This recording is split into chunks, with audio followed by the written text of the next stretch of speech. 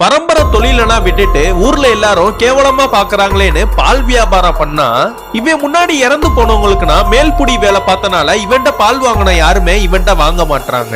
இப்படின்னா இருக்கும் போது இவனோட தங்கச்சியும் அந்த ஊர்ல இருக்கிற மேல் ஜாதி பையனும் ரெண்டு பேருமே ஒருத்தருக்கு ஒருத்தர் காதலிக்கிறாங்க. இந்த விஷயம்னா அந்த பையனோட வீட்டுக்கு தெரிஞ்சு எங்க வீட்டு பையனே நீ காதலிக்கிறியான அந்த பொண்ணை போட்டு அடி அடின்னு அடிச்சிடுறாங்க. இவ்வளவு தெரிஞ்சும் இவங்களால அவங்கள எதுவுமே பண்ண முடியல. அந்த நேரத்துலதான் அந்த மேல் ஜாதி வீட்டுல ஒரு பெரியவர் இறந்து போயிடுறாரு. இந்த ஊர் சுத்து வட்டாரத்துக்கு இறந்து போனவங்களுக்கு நான் சடங்கு செய்யறது நம்ம ஹீரோ தான். அதனால அந்த இறந்து போனவருக்கு சடங்கு செய்யறதுக்காக நம்ம ஹீரோவை கூப்பிட்டு பாக்குறாங்க. இவரு வரமாட்டாரு. அந்த தொழில் பாக்குறதுனால இவரை ரொம்ப கேவலமா பாக்குறதுனால அந்த தொழிலையே விட்டுறாரு. ஆனா இவரை விட்டா அந்த ஊர்ல இறுதி சடங்கு பண்றதுக்கு வேற யாருமே இல்ல. ஆனா அந்த வீட்டுல இருக்கிற ஒவ்வொருத்தரா வந்து இவர்கிட்ட கேட்டு பாக்குறாங்க. ஆனா இவரு வரமாட்டாரு. இவனை விட்டா வேற ஆள் இல்லையான்னு பக்கத்து ஊர்லனா போய் ஆளை கூப்பிட்டு பார்த்தா, நீ கோடி ரூபா கொடு, நீ எந்த வேலை சொன்னாலும் நான் செய்யறேன், ஆனா அந்த வேலை மட்டும் நான் செய்ய மாட்டேன்னு சொல்லிடுறாங்க.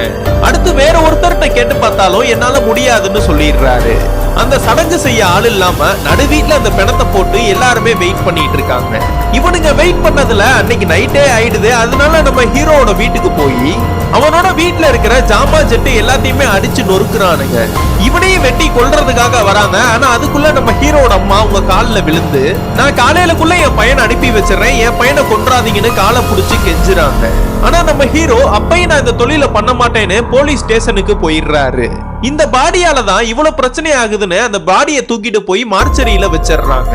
இந்த கேஸ் முடியறதுக்கே 3 மாசம் ஆயிடுது. 3 மாசமாவே அந்த பாடி மார்ச்சரியில தான் இருக்கு. அந்த கோர்ட்லயும் நம்ம ஹீரோக்கு சாதகமா தீர்ப்பையும் கொடுத்துடுறாங்க.